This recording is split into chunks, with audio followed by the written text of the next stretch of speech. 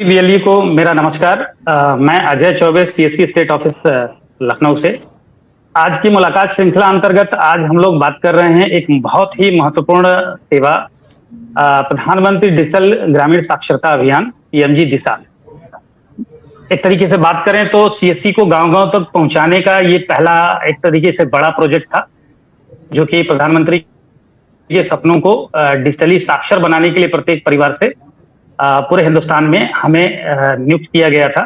तो उसी के क्रम में अपने साथ बाद के बीएलई जो अभी इधर नए जुड़े हैं, उनको लेकर के एक रिफ्रेशर ट्रेनिंग कराने के लिए आज हमारे साथ हमारे दिल्ली मुख्यालय से भगवती मैम हैं, जो आज आप इस पे विधिवत चर्चा करेंगी। तो ma'am, over to you. Thank you Ajay Choubey ji, बहुत बहुत धन्यवाद आपका और यूपी टीम का, जिन्होंने फिर से एक ऑर्गेनाइज किया सेशन का, ताकि हम उन वेली से भी बात कर सकें जो 2017 के बाद से इस प्रोजेक्ट से जुड़े हैं।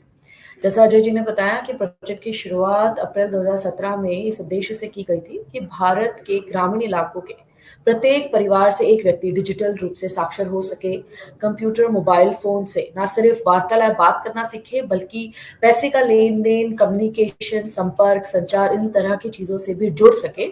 और जो भारत और इंडिया में हमें गैप दिखता है कि इंफॉर्मेशन की कमी है, इंफ्रास्ट्रक्चर की कमी है, वो लोगों की जिंदगी में डिवाइसेस का इस्तेमाल रेगुलर रूप से आए, रोजमर्रा की जिंदगी में वो डिवाइसेस, उपकरणों का इस्तेमाल करना सीखे। तो काफी रिलीज हमारे साथ 2017 के बाद जुड़े हैं, तो उनकी प्रॉपर ट्रेनिंग नहीं हो पाई। उम्मीद है कि सेशन से आपके जितने भी सवाल हैं, क्या सही तरीका है पीएमजी दिशा प्रोजेक्ट में काम करने का, किन बातों का क्या ध्यान रखना है, किन बातों से दूर रहना है, कौन सी हरकतें, कौन सी चीजों पीएमजी दिशा में नहीं करनी, ताकि प्रोजेक्ट सुचारू रूप से चलते रहे और आपकी भी जो पेमेंट है वो नियमित महीना रूप से आपके हर महीने बैंक में आती रहे। अजय जी, कोई सवाल नहीं है तो सेशन शुरू कर सकते हैं हम लगातार। दुनिया का अपना एक इकलौता सबसे बड़ा डिजिटल लिटरेसी प्रोजेक्ट है, जिसमें हम 6 करोड़ लोगों को डिजिटल साक्षर बनाने जा रहे हैं। सबसे पहले पीएमजी दिशा प्रोजेक्ट की बात की जाए तो सवाल उठता है कि कौन इस प्रोजेक्ट में काम कर सकता है। हमारे वीएलईज, विलेज लेवल एक सेंटर, सीएससी केंद्र ग्रामीण इलाकों में चला रहे हैं, वो व्यक्ति इस प्रोजेक्ट में काम करने के लिए एलिजिबल है, मान्य है। लेकिन आप इस सेंटर में अपने सेंटर को पोर्टल में कैसे रजिस्टर करें, क्या शर्तें हैं, उसके बारे में पहले बात कर लेते हैं। आपका एक वीएलई होना अनिवार्य है। आप नियमित रूप से हमारे डिजिटल सेवा पोर्टल पे कार्यरत होने चाहिए। ऐसा नहीं है कि आपने कल अपनी सीएससी आईडी बनाई, आज अपलोड हुई और आप अगले दिन से पीएमजी दिशा पे काम करते रहना चाहिए। आप एक नियमित रूप से कुछ समय से 3 महीने से आप डीएसपी पोर्टल पे काम कर रहे हो, आपकी सीएससी आईडी सुचारू रूप से चल रही हो, जो सेवाएं हम अपने डिजिटल सेवा पोर्टल पे दे रहे हैं वो आप नियमित रूप से लोगों तक पहुंचा रहे हो। ये काम करने के बाद अगर आप ग्रामीण इलाके में कर रहे हैं तो आप पीएमजी दिशा प्रोजेक्ट में काम करने के लिए मान्य हो जाते हैं। इसके बाद हमारी रिक्वायरमेंट आती है, इंफ्रास्ट्रक्चर रिक्वायरमेंट, कौन कौन से उपकरण आपको चाहिए। पहली शर्त ये आती है कि आपका सेंटर मिनिमम 200 स्क्वायर फुट का एरिया रखता हो, ताकि जहां पे कंप्यूटर रखने के भी स्थान हो और बच्चे कैंडिडेट्स और लाभार्थियों की बैठने की भी जगह हो। इसके अलावा आपके पास मिनिमम 2 कंप्यूटर या लैपटॉप होने चाहिए जिन पे इंटरनेट और वेबकैम की सुविधा हो। इसके साथ ही आपके पास बायोमेट्रिक डिवाइस भी होना चाहिए, जो कोई भी कंपनी का आप रख सकते हैं, आपके सिस्टम पे चलता हुआ बायोमेट्रिक डिवाइस हो। इसके अलावा जैसे बताएगा, डीएसपी पोर्टल पे आपका एक्टिव, सुचारू रूप से एक्टिव होना बहुत जरूरी है। अगर आप इन सभी शर्तों को पूरा करते हैं तो आप अपने केंद्र को, सीएससी केंद्र को पीएमजी दिशा पोर्टल में रजिस्टर कर सकते हैं। इसके बाद बात करते हैं कि एज अ वीएलई आप जब रजिस्टर करते हैं तो कौन कौन से दस्तावेज और चीजों की पोर्टल पे डिमांड की जाती है। सबसे पहले आप डीएसपी पोर्टल, डिजिटल सेवा पोर्टल पे जाएंगे और वहां पे पीएमजी दिशा योजना की सर्च करेंगे। पीएमजी दिशा पे क्लिक करते ही आपको एक नए पोर्टल पे शिफ्ट करा दिया जाता है, ले जाया जाता है, जहां पे आपकी कुछ डिटेल्स, कुछ जानकारी पहले से भरी होती है और कुछ जानकारी आपको नई भरनी होती है। आपका डिस्ट्रिक्ट, आपका राज्य, आपकी सीएससी आईडी पहले से आपको भरी हुई नजर आएगी। इसके अलावा आपको अपना मोबाइल नंबर भरना है और उसके बाद ही जियो लोकेशन आपको डालनी है। हम जियो लोकेशन इस उद्देश्य से डालते हैं कि अवेली जिस इलाके का है, जिस एरिया का है, वो वहीं पे काम कर रहा है कि नहीं, इसकी जांच करने के लिए आपकी जियो लोकेशन डाली जाती है। इसके अलावा आपसे ग्रामीण जीपी दस्तावेज, ग्राम पंचायत के दस्तावेज मांगे जाते हैं, जिसमें सूची होती है उन कैंडिडेट्स की जिनको आप पढ़ाएंगे, और उस दस्तावेज को आप जांच करवाते हैं, हस्ताक्षरित करवाते हैं गांव के प्रधान से, मुखिया से, जो भी हेड है वहां पे, आप उनसे साइन करवा के ग्राम पंचायत का डॉक्यूमेंट अपलोड करते हैं। इसके बाद एक एफिडेविट है जिसे डाउनलोड करके आप ये सुनिश्चित करते हैं, हमें हस्ताक्षर करके ये लिखते हैं कि पीएमजे दिशा पोर्टल में आप कोई गलत काम नहीं करेंगे। अगर कोई सीएससी सेंटर गलत काम करते हुए पाया जाएगा तो हम आपके खिलाफ एक्शन ले सकते हैं। इसके अलावा एड्रेस प्रूफ, इन तीनों दस्तावेजों को आप अपलोड करते हैं। आपके इन तीनों डॉक्यूमेंट्स अपलोड होने के बाद हमारी डिस्ट्रिक्ट और स्टेट टीम आपके सेंटर को फिजिकली, भौतिक रूप से विजिट करती है, आपके सेंटर पे जाती है, चेक करती है कि जो दस्तावेज और चीजें आपने लिखी हैं, जो उपकरण आपने लिखे हैं, वो इंफ्रास्ट्रक्चर आपके पास है भी या नहीं, सेंटर आपका मौजूद दिए हुए स्थान पे मौजूद है या नहीं। इन सभी की जांच करने के बाद आपके सेंटर को अप्रूव कर दिया जाता है। इस बात का यहाँ खास ध्यान रखें कि कोई भी डॉक्यूमेंट गलत पाए जाने पर, फेक डॉक्यूमेंट अपलोड करने पे आपके सेंटर को निरस्त किया जाएगा, आपके सेंटर को आगे अप्रूव नहीं किया जाएगा, और हो सकता है कि आपकी सीएससी आईडी भी बंद कर दी जाए। तो यहाँ पे बिली इस बात का कृपया ध्यान रखें कि आप कोई भी गलत जानकारी के साथ सिस्टम पे नहीं आ रहे हो। जो भी दस्तावेज आप हमें दे रहे हैं वो सही हो और सही जानकारी रखते हो। अब अगर बात की जाए, ये तो बात की कि आपके सेंटर अप्रूव हो गया, सेंटर अप्रूवल होने के बाद आप, उसके बाद ही आप स्टूडेंट्स को पढ़ा पाएंगे, उनका रजिस्ट्रेशन करवा पाएंगे। एक सवाल हमसे पूछा जाता है, कैसे कैंडिडेट्स का चयन करें। कैंडिडेट्स का चयन यहाँ पे बहुत जरूरी है। आपको हर परिवार से सिर्फ एक लाभार्थी को चयन करना है। वो महिला, पुरुष, बच्चा कोई भी हो सकता है, बशर्ते उसकी आयु 14 से 60 साल की बीच ही होनी चाहिए। वो डिजिटल रूप से निरक्षर होना चाहिए, उसे कंप्यूटर डिवाइस का इस्तेमाल ना करना आता हो, लेकिन वो किसी एक भाषा का ज्ञान रखता हो, उसे हिंदी, अंग्रेजी या किसी भी भारतीय भाषा का ज्ञान हो, वो पढ़ना लिखना उसमें जानता हो या जानती हो। ऐसे लाभार्थी का चयन करके आप उन्हें पोर्टल पे रजिस्टर कर सकते हैं। इस बात का भी खास ध्यान रखें कि लाभार्थी का आधार कार्ड होना बहुत जरूरी है। बिना आधार कार्ड के पीएमजे दिशा पोर्टल पे रजिस्ट्रेशन नहीं किया जा सकता। सबसे पहले आपको कैंडिडेट का आधार कार्ड लेके उसको रजिस्टर करना है। उसके बाद बायोमेट्रिक ऑथ होता है। यहाँ पे रजिस्ट्रेशन के इस वक्त हमारे यहाँ रजिस्ट्रेशन की दो प्रक्रिया, दो ऑप्शंस, दो विकल्प आपके पास मौजूद है। एक विकल्प है कंप्यूटर के माध्यम से कैंडिडेट का रजिस्ट्रेशन करना। इसमें आप कैंडिडेट को बायोमेट्रिक से ऑथ करते हो और अंगूठा लगा के या जो भी आइरिस डिवाइस है, जो भी डिवाइस है, बायोमेट्रिकली ये प्रूफ करते हो, ये पता करते हो कि जो जानकारी आप दे रहे हो वही कैंडिडेट का रजिस्ट्रेशन भी किया जा रहा है या नहीं। दूसरा तरीका है मोबाइल एप्लीकेशन के थ्रू के द्वारा कैंडिडेट का रजिस्ट्रेशन करना। इसमें क्या होता है कि हमने ये पाया कि गांव में जगह जगह जाके अपने सेंटर से दूर जो गांव में बच्चे पढ़ते हैं, स्कूल में पढ़ते हैं, उनका रजिस्ट्रेशन करने के लिए थोड़ी मुश्किलें आ रही थी। इसके लिए हमने मोबाइल के थ्रू आपको रजिस्ट्रेशन करना अलाउ किया है। इसमें यह बात आपको खास ध्यान रखनी है कि मोबाइल से रजिस्ट्रेशन करते वक्त एक ओटीपी हम आपसे मांगते हैं, इसलिए हर प्रत्येक कैंडिडेट के साथ एक नया मोबाइल नंबर होना जरूरी है। आप किसी एक मोबाइल नंबर से दो लाभार्थियों का रजिस्ट्रेशन नहीं कर सकते, क्योंकि हर एक फोन पे केवल एक ही बार ओटीपी जाएगा। ओटीपी जाने के बाद आप कैंडिडेट का सक्सेसफुली बायो ऑथ से रजिस्ट्रेशन कर सकते हैं। उसके बाद रजिस्ट्रेशन करने के बाद डिजिटल, आपको ये मैंने आपको बताया कि मोड ऑफ रजिस्ट्रेशन आपका मोबाइल फोन या लैपटॉप के थ्रू है। मोबाइल दोनों के रजिस्ट्रेशन से आप कैंडिडेट को ये बायो सक्सेसफुल रजिस्ट्रेशन के बाद कैंडिडेट की जानकारी पोर्टल पे आ जाती है, उसकी तस्वीर हमारे पोर्टल पे आ जाती है और कैंडिडेट का सक्सेसफुली रजिस्ट्रेशन हो जाता है। यहाँ ध्यान रखिए कि कैंडिडेट का जो फोटोग्राफ आप यूज कर रहे हैं वो आज के समय का हो, अपडेटेड हो। कई बार हमने देखा है कि बच्चों का जब आधार बना था तो वो 11-12 साल के थे और 10 साल बाद वो बच्चों की शक्लें काफी चेंज हो गई हैं, बालों का कलर चेंज हो गया है, उनके वो अलग दिखने लगे हैं, जिससे एग्जाम के दौरान कोई परेशानी ना आए और ये सुनिश्चित किया जा सके कि सेम कैंडिडेट ही एग्जाम के लिए आया है। तो कैंडिडेट लाभार्थी का फोटोग्राफ आज के समय जितना अपडेटेड रखेंगे उतना आपको आसानी रहेगी। कैंडिडेट रजिस्ट्रेशन के बाद बात आती है, हमारे यहाँ पे एक इंपॉर्टेंट एस्पेक्ट है इन्विजिलेटर रजिस्ट्रेशन। इन्विजिलेटर को लेके कई सवाल हमारे वेलीज हमसे अक्सर प्रश्न करते हैं, आरटीआईज आती है हमारे को, हमारे टिकट्स पर रेज किया जाता है कि इन्विजिलेटर है कौन। यहाँ पे थोड़ा समय लेके आपको बताना चाहूंगी कि इन्विजिलेटर एक महत्वपूर्ण भूमिका पीएमजी दिशा परीक्षा में अदा करते हैं। पहले तो सवाल पूछा जाता है कि इन्विजिलेटर का चयन कैसे करें। कोई भी कंप्यूटर का ज्ञान रखने वाला, कंप्यूटर का बेसिक ज्ञान रखने वाला व्यक्ति को आप इन्विजिलेटर बना सकते हैं। ये कोई सरकारी शिक्षक हो सकता है, गांव का मुखिया पंच हो सकता है, पोस्ट ऑफिस का कोई अधिकारी हो सकता है, बैंक का कोई अधिकारी हो सकता है, जिसे आप इन्विजिलेटर के रूप में चयन कर सकते हैं। इन्विजिलेटर के आधार डाल के आप उसका रजिस्ट्रेशन करते हैं। जैसा कैंडिडेट का बायो करके रजिस्ट्रेशन होता है, वैसे ही इन्विजिलेटर का भी रजिस्ट्रेशन आप ऐड अपने पोर्टल पे करते हैं। इन्विजिलेटर का रजिस्ट्रेशन करते वक्त आपको इस बात का ध्यान रखना होगा कि परीक्षा के दौरान इन्विजिलेटर का फिजिकल रूप से, भौतिक रूप से सेंटर में होना बहुत अनिवार्य है। अगर इन्विजिलेटर नहीं रहेगा तो आपकी परीक्षा ना शुरू होगी ना खत्म। तो इसलिए उसी व्यक्ति का चयन करें जो आपके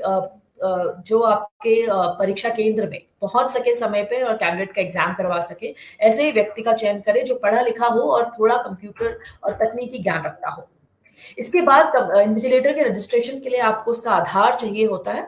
आधार के बाद आप उसका बायो ऑथ करके अपने पास एक लिस्ट बना सकते हो। कुछ 4-5 इन्विजिलेटर अपने पास एक समय में आप ऐड कर सकते हैं। ये भी देखा गया है कि कई लोग शिकायत करते हैं कि उनके आधार से इन्विजिलेटर के रूप में रजिस्ट्रेशन नहीं किया जा रहा। तो हो सकता है कि वो व्यक्ति किसी और ट्रेनिंग सेंटर में इन्विजिलेटर के रूप में रजिस्टर हो। जब तक वो उस समय अपने एक समय में एक ट्रेनिंग सेंटर से डिलीट नहीं होगा, वो नए सेंटर पे ऐड नहीं किया जा सकता। तो आपको इस बात का भी ध्यान रखना है कि एक व्यक्ति एक ही ट्रेनिंग सेंटर पे एक इन्विजिलेटर के रूप में कार्य कर सकता है। परीक्षा से पहले कैंडिडेट का एक वेरिफिकेशन हम करते हैं। इसका उद्देश्य है ये जांच करने का कि जिस कैंडिडेट को पढ़ाया जा रहा है उसको किस क्वालिटी का, किस गुणवत्ता की ट्रेनिंग दी गई है। क्या उसे ईमेल भेजने, ईमेल लिखने के बारे में बताया गया है कि नहीं। कैशलेस ट्रांजैक्शंस के बारे में उसको कितना ज्ञान है। इसकी जांच करने के लिए हमारे पास दो तरीके हैं। पहले हम आपको एक goahead@pmgdisha.mail.in पर एक मेल भेजनी होती है। ये वही आपके डैशबोर्ड पे और कैंडिडेट के डैशबोर्ड पे रिफ्लेक्ट करता है। जैसे ही आप कैंडिडेट का रजिस्ट्रेशन करोगे उस दिन ये दिखाई देता है कि आपने कैंडिडेट को इस मेल पर, कैंडिडेट की मेल आईडी से एक मेल आपको भेजना है। ये मेल आप हिंदी, इंग्लिश किसी भी भाषा में लिख सकते हैं।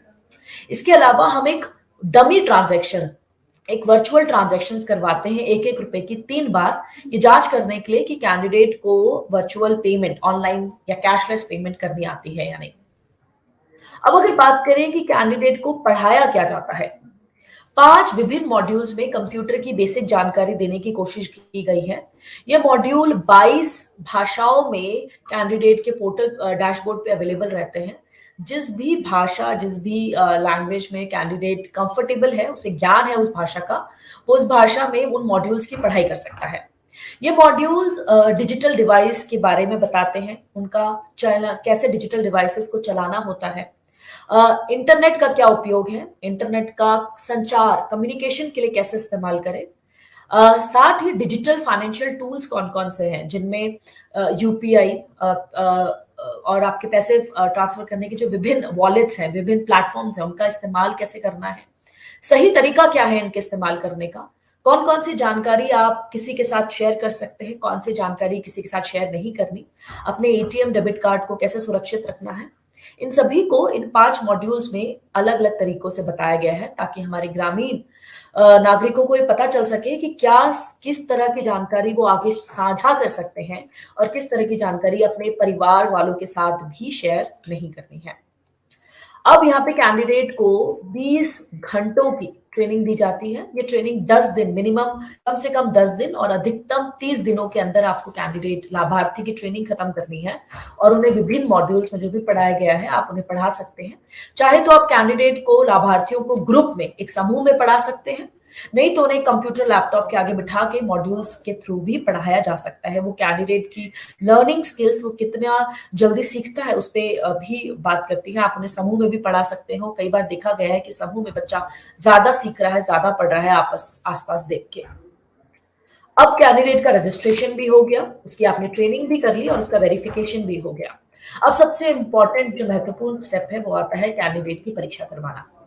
परीक्षा के दिन, जिस दिन आप परीक्षा ले रहे हैं, उस दिन ध्यान रखें कि आपके सेंटर पे लाइट, बिजली और इंटरनेट की व्यवस्था हो। ऐसा ना हो कि उस दिन बिजली बार बार जा रही हो, इंटरनेट की कनेक्टिविटी कम या खराब हो, तो उसका असर आपको परीक्षा में देखने को मिलेगा। कैंडिडेट हो सकता है उसका परीक्षा ना चाहते हुए भी एग्जाम बंद हो जाए, तो ऐसी चीजों को अवॉइड करने के लिए आप उस दिन एग्जाम रखें जिस दिन कैंडिडेट आपके यहाँ सेंटर पे एग्जाम इलेक्ट्रिसिटी और बिजली और इंटरनेट की पूरी सुविधा मिल रही हो।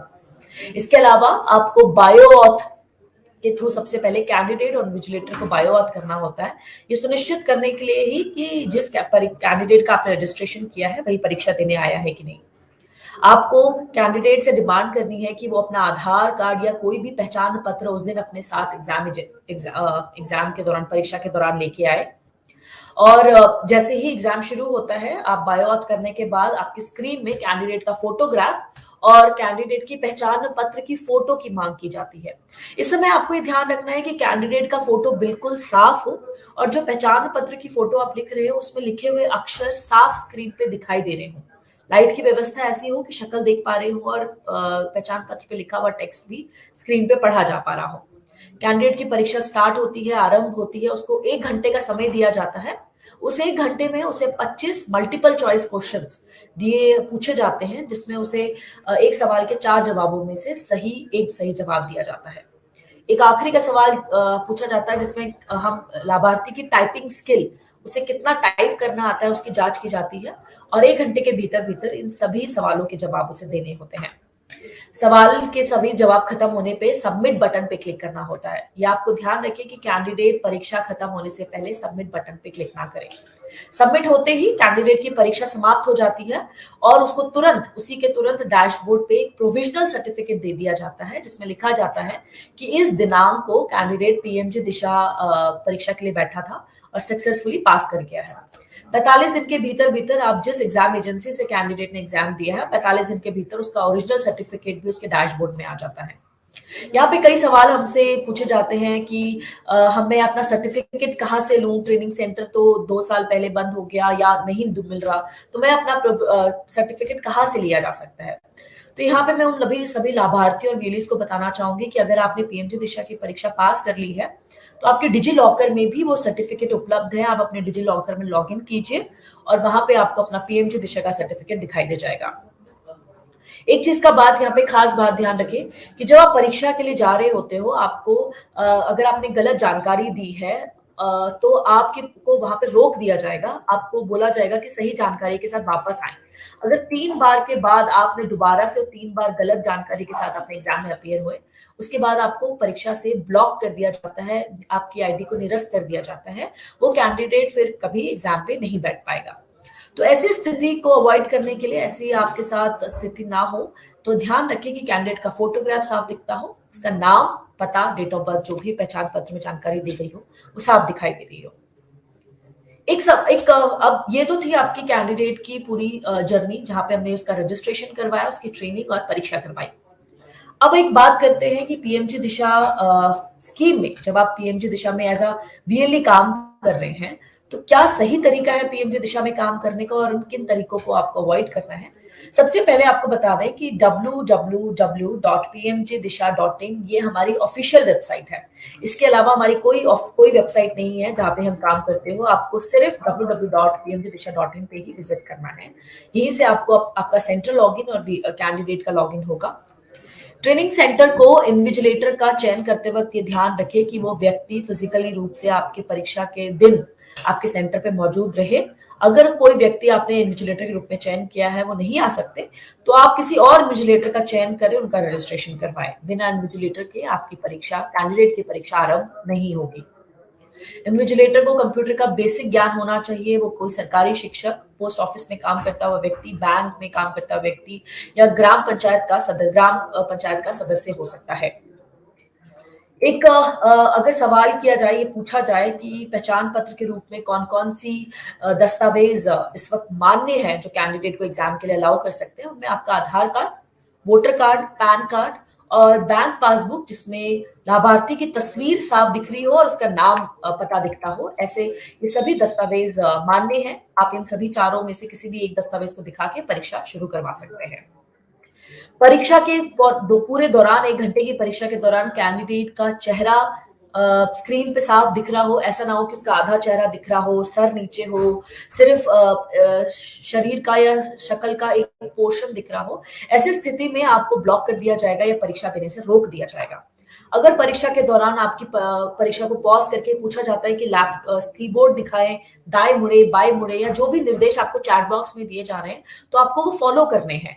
ये जांच की जा रही है कि आप ही एग्जाम दे रहे हैं या फिर आप किसी और की बिना मदद के एग्जाम दे रहे हैं कि नहीं, इसकी जांच की जाती है। तो जो भी प्रॉक्टर आपको सवाल कर रहा है या जो भी आपको दिशा निर्देश दे रहा है, कृपया उनको फॉलो करें और चीटिंग का या किसी भी अनफेयर मीन्स का इस्तेमाल ना करें। अगर आप पकड़े जाने पे आपकी परीक्षा को निरस्त किया जा सकता है और आपके ट्रेनिंग सेंटर को बंद कर दिया जा सकता है।